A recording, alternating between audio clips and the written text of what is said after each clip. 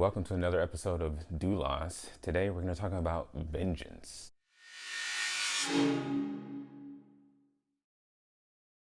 And we want to talk about why vengeance is good or bad, and do we have the right to get revenge on people? And what does the Bible say about vengeance? And I think there's a great story that happened this past week that could really shed light on this issue, or help us to shed light on this issue. It was a story between two high school students that were freshmen, and now they are in their first year of going to college. And it's between Jimmy Galligan and Mimi Groves. So the New York Times covered this story, so we're going to read excerpts of this and try to comment on what happened here. So it starts like this. Jimmy Galligan was in history class last school year when his phone buzzed with a message. Once he clicked on it, he found a 3-second video of a white classmate looking into the camera and uttering an anti-black racial slur. The slur, he said, was regularly hurled in classrooms and hallways throughout his years in the Loudoun County School District. He had brought the issue up to teachers and administrators, but much to his anger and frustration, his complaints had gone nowhere. So he held on to the video, which was sent to him by a friend, and made a decision that would ricochet across Leesburg, Virginia, a town named for an ancestor of the Confederate General Robert E. Lee, and whose school system had fought in order to desegregate for more than a decade after the Supreme Court's landmark ruling.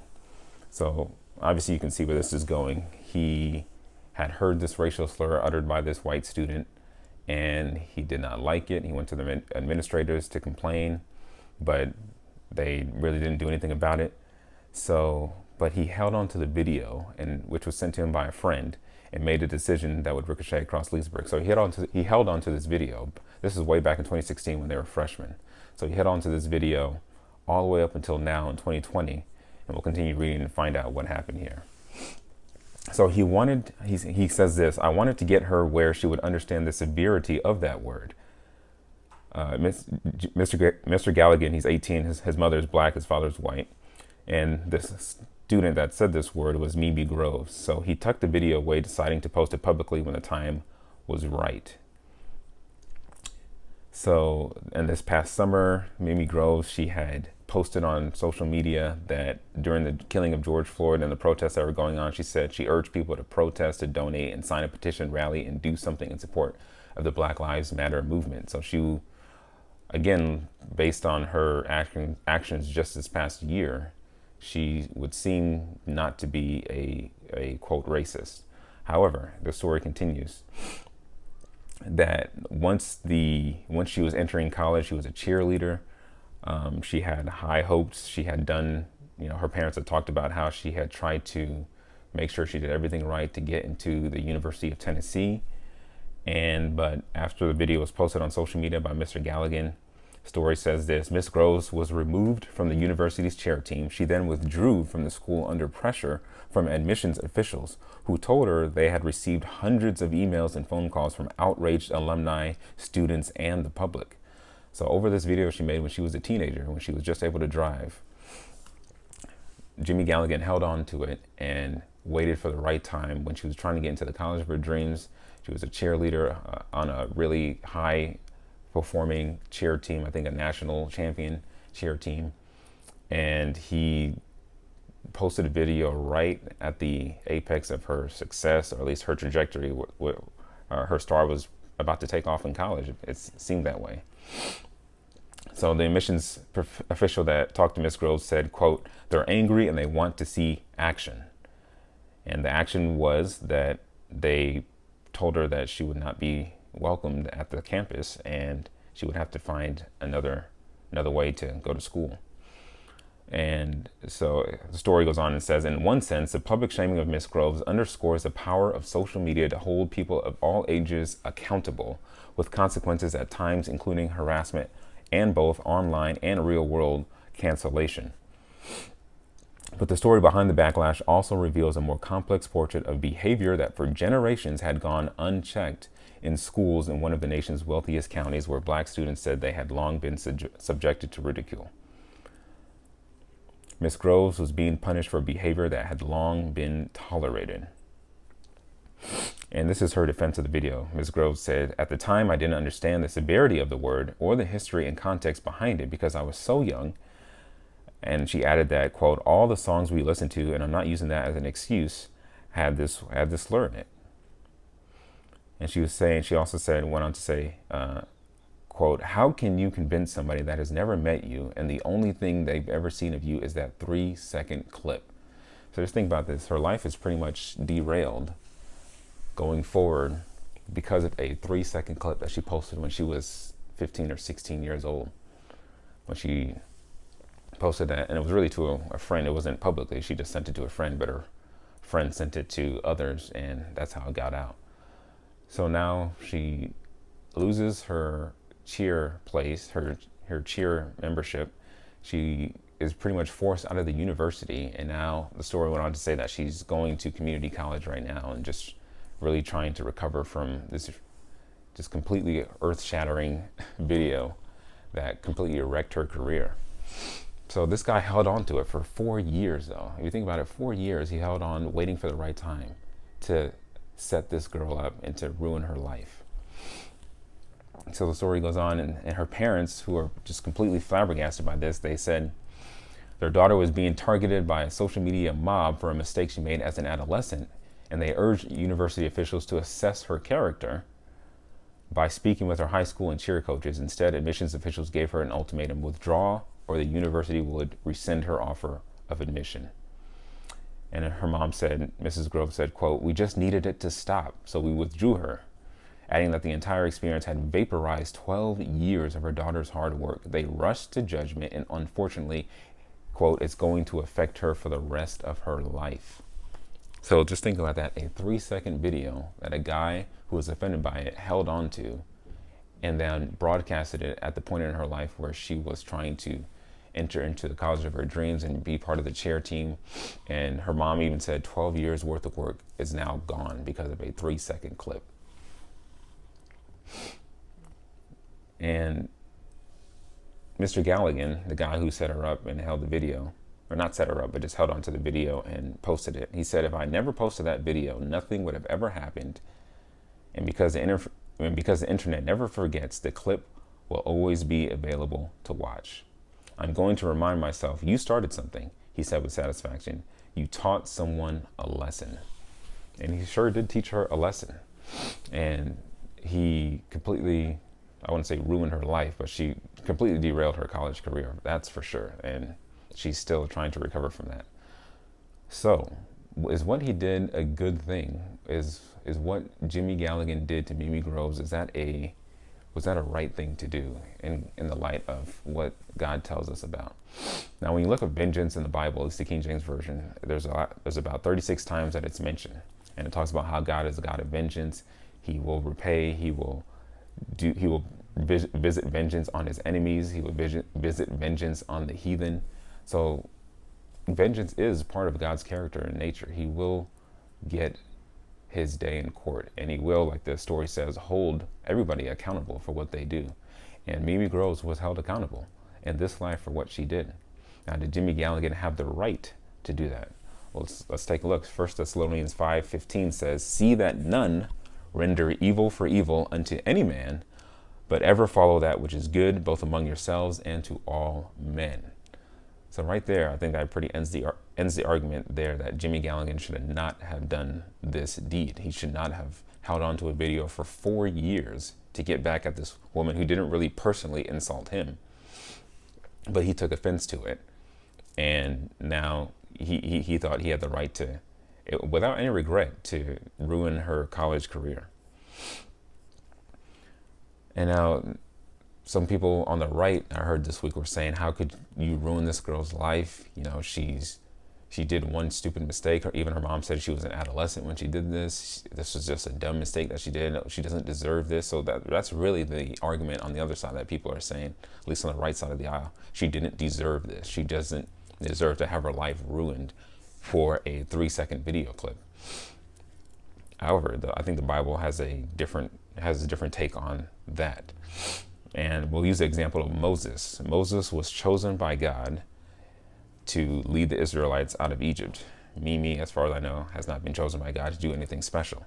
Moses was used to perform dreadfully awesome miracles, like the plagues, bringing down manna from heaven, parting the Red Sea. Moses had a unique relationship with God. Exodus 33:11 and Numbers 12:7 talk about how God was going to speak to Moses face to face as a man speaks to his friend, rather than how God spoke to other prophets in visions and in dreams and things like that. But God himself said, I'm going to speak to Moses face to face like a man speaks to his friend. So he had a unique relationship with God. Moses actually was willing to give up his life to spare his people from the wrath of God. In Exodus 32:7-14, God was about to destroy the Jews for their disobedience, but Moses said, blot me out of your book, and if you're going to take them out, take me out too. So he was willing to put himself on the line. As far as I know, Mimi has not done that, or for a group of people. And if she had done that, I'm sure we would have known it, and her parents would have even mentioned something like that. So, but here's a story. In Numbers 20:7-12, Moses disobeyed, and this was the consequence. So even though he was chosen by God, he performed miracles, he had a unique relationship with God, and he even was willing to put himself on the line to spare his own people from the wrath of God. Take a listen to what happened in Numbers 20, verses 7-12. And it says, And the Lord spake unto Moses, saying, Take the rod, and gather thou the assembly together, thou and Aaron thy brother, and speak ye unto the rock before their eyes, and it shall give forth his water, and thou shalt bring forth to them water out of the rock. So thou shalt give the congregation and their beasts drink. So they were in the desert, it was hot, they didn't have any more water, and God said, hey, if you go take your rod, go talk to this rock, and water will come out of it. So it goes on to say, And Moses took the rod from before the Lord, as he commanded him, and Moses and Aaron gathered the congregation together before the rock, and he said unto them, Hear now, ye rebels, must we fetch you water out of this rock? So Moses, we were taking care of 2 million people in a desert that constantly complain and murmur and want to get rid of you as their leader. It's kind of understandable that you would be frustrated after a little while. And Moses, at this point, definitely was frustrated, so he's being sarcastic with them. So he said, Hear now, ye rebels, must we fetch you water out of this rock? And Moses lifted up his hand, and with his rod, he smote the rock twice. So God told him to speak to the rock, but Moses hit the rock twice. And the water came out abundantly, and the congregation drank, and their beasts also. So although God told him to speak to the rock, and Moses hit the rock twice, God still caused the water to come out of the rock, and everybody was watered and fed, including the animals. But the Lord tells Moses this, And the Lord spake unto Moses and Aaron, Because ye believed me not to sanctify me in the eyes of the children of Israel, therefore ye shall not bring this congregation into the land which I have given them. So based on one mistake that Moses, who had a special relationship with God, he was willing to throw himself at God's feet to spare his people, the Israelites, from the wrath of God. God turned around and punished Moses for making one mistake. As far as we know, that was the only mistake Moses made in regards to directly disobeying God's command. And it's not like Moses didn't want to give the people water. He wanted to give them water. He was angry. He was frustrated. So you would think, God would understand. He was, he was frustrated taking care of these millions of people, and they're complaining, and they're animals, and it's hot in the desert. You would think that God would just show a little bit of grace and not bar Moses from going into the promised land. But God said, Because you believed me not to sanctify me in the eyes of the children of Israel, therefore ye shall not bring this congregation into the land which I have given them. So one mistake, just like the story said, a 3-second clip ruined her life. And now she's not getting into the university that she wanted to get into. She's not able to be a part of the University of Tennessee's cheer team that was a very highly ranked cheer team, and now she's suffering the consequences of a 3-second video clip that she made 4 years ago. But as we see in the Bible, even the greatest leaders held accountable for a little, you could say, a 3-second mistake Moses made, and God held him accountable, and now Moses was never able to enter into the promised land.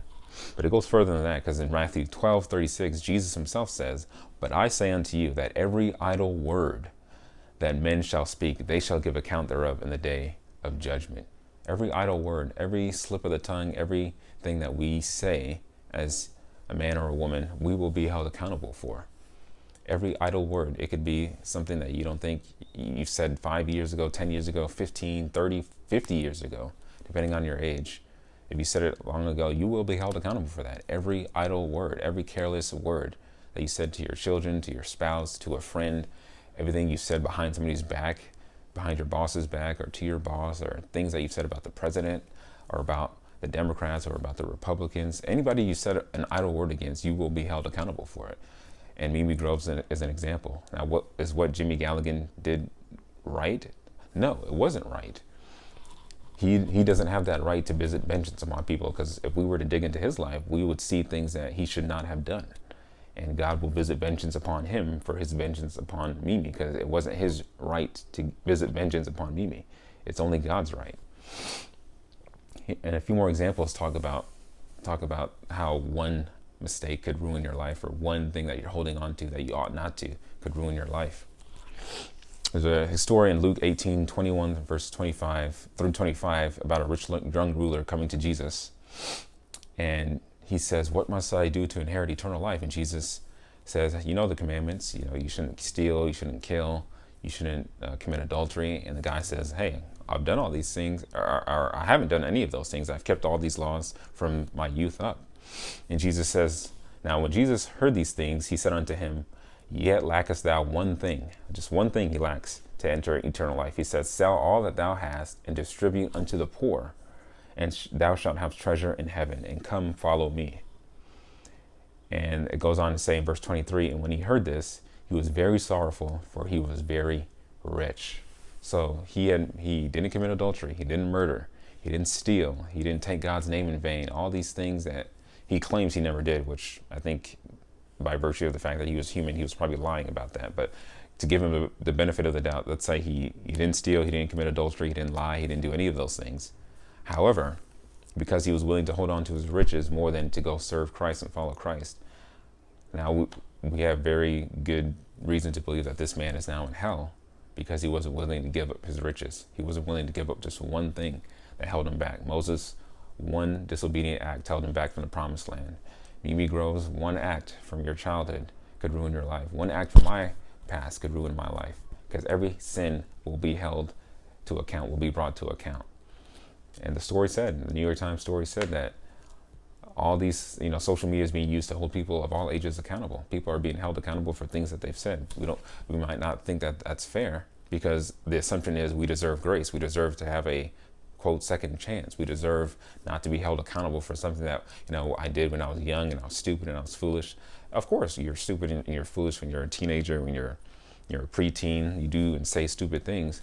That doesn't preclude the fact that you should be held accountable for them at all, according to what the Bible teaches. Deuteronomy 32:35, God says, "To me belongeth vengeance and recompense. Their foot shall slide in due time. For the day of their calamity is at hand, and the things that shall come upon them make haste." So God is saying here that I have the sole right of vengeance. Nobody else does. I do. I will take vengeance on my enemies. If people wrong you, I will take vengeance on them. Romans 12:19-21 says, "Dearly beloved, avenge not yourselves." That's a pretty simple declarative statement right there, a command statement saying we don't have the right to take vengeance. We can't go avenge ourselves. We don't have that right. "But rather give place unto wrath, for it is written," and then he quotes Deuteronomy 32:35, "Vengeance is mine, I will repay, saith the Lord." Therefore, Paul goes on to say, "If thine enemy hunger, feed him. If he thirst, give him drink. For in so doing thou shalt heap coals of fire on his head. Be not overcome of evil, but overcome evil with good." So this is where Jimmy Galligan went wrong. If he thought this woman was being malicious and evil against him for uttering this racial slur, he should have spoken kindly to her, helped her understand why she shouldn't have said it, and maybe this story would never come to light. Maybe they would have been friends to this day, and they could have resolved their issue back then. He could have shown kindness and grace to her, as he ought to have done, but he didn't. And now he's in violation of this command, and he will be brought to account, whether in this life or the next. And finally, I want to end with Revelation 21:8. And it says, "But the fearful and unbelieving and the abominable and murderers and whoremongers and sorcerers and idolaters and all liars shall have their part in the lake which burneth with fire and brimstone, which is the second death. So if you are a fearful person, if you are unbelieving, presumably here talking about unbelieving in Christ, if you are abominable, engaging in abominable acts, if you are a murderer, and Jesus said if you are angry with somebody in your heart, you are a murderer. If you are a whoremonger, if you are a person who sleeps around with people, or even if you did it once outside of marriage, you will be held to account. If you're a sorcerer, if you're an idolater, if you're a worshiper of false gods, if you engage in demonic activity in witchcraft, if you are a liar, if you ever told a lie, you are a liar. You don't need to tell 2, 3, 4 lies to become a liar. Once you tell one lie, you are a liar. But all these people, they will have their part in a lake which burneth with fire and brimstone. So it's not the fact that we can do certain sins or do certain things wrong, and then God's going to look at our character like her parents wanted the school to, hey, look at her whole character, look at everything that she's done in her life, and compare it to that one incident that she did that was wrong. And really, the university actually pretty much did the right thing as far as revoking her admission, because she did something wrong. We're held accountable for what we've done wrong. We could do something so good, so magnanimous, so gracious, and still be held to account for the evil thing that we've done. And the reason, and then by virtue of the fact that people are celebrating what was done to Mimi Groves, shows that they, and at least there's some sense of justice there that they believe in, some objective sense of justice. She shouldn't have used that word. That's a wrong word to use. That's a bad word to use for anybody to use, regardless of your skin color. You should not use that word. That's a bad sinful word that doesn't bring edification to the hearers at all in any context whatsoever. So the fact that she is held to account and now has lost her scholarship, lost her chance to be at the University of Tennessee, and suffering backlash from those who are angry with her for using that word, she deserves it. She does deserve losing her scholarship. She does deserve losing her admissions to the school. But the catch is, we all deserve what she has gone through, and much worse for the things that we've done in our past. She's not the only one who's said a racial slur or said something that she shouldn't have said. We've all done that. The Bible talks about how the tongue is a world of iniquity and sets the whole world on fire just by, we can set the whole world on fire just with our tongues. So we just see an example of what happened to her that she deserved, and we deserve it too. So people on the right that say she didn't deserve it, that's not true. The Bible clearly says that she did deserve something like that to happen to her, regardless of the fact that she was urging people to protest and go support Black Lives Matter. That doesn't matter. She did something wrong and she was held to account for it.